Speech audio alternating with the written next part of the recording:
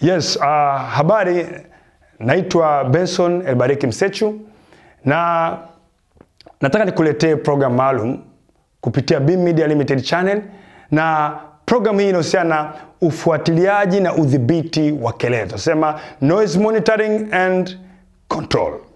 Na kwenye eneo hili la noise monitoring and control tutaanza sehemu ya kwanza kukupa tafsiri kelele ni nini. Ni muhimu kujua kwamba tunapozungumza kelele tunamaanisha nini. Lakini eneo la pili nitakuonyesha namna gani ya kufuatilia hizo kelele. Tunasema monitoring of that noise. How can you monitoring that noise?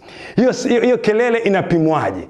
Na unapima viwango gani? Na ni kwa nini hivyo viwango unavipima? Ni madhara gani yanatokana na hivyo viwango? Kwa hiyo hapa ni sehemu ambapo tutakaa kwa undani zaidi kukuonyesha madhara na namna gani ya kupima hizo kelele na mbinu za kupima. Kwa hivyo vifaa mbalimbali tutakoshapa kupimia na vinapimwapimaje hizo kelele.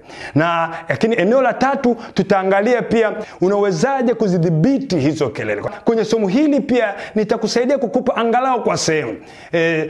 Kwa sababu ni topic pana, sio rahisi kuzungumzia kila kitu. Nitakupa mtaji wapi pa kuanzia, namna gani tisi unaweza kufanya ili kuweza kuhakikisha kwamba unaweza kuzidhibiti zile kelele ili uweze kufuatana na sheria ambazo zipo. Sio tu kwamba Tanzania imelizungumzia hili swala, lakini hata shirika la afya duniani limezungumzia hilo. Basi kwa mantikio ni kushauri ya kwamba yamkini unategemea kujenga ukumbi wako, yamkini unategemea kuanzisha biashara yako na itainvolve kelele, labda ni kiwanda cha matofali, au unategemea kuanzisha biashara ambayo ina noise kubwa, au upo kwenye eneo la muziki, kwenye drum na piga kila saa ngoma za tamu, basi nikushauri mdau subscribe kwenye YouTube channel hii ili uweze kujifunza zaidi kuhusiana na somo hili la kelele. Ni mimi mtaalamu wako kutoka Beam Media Limited. Karibu tujifunze. Asante.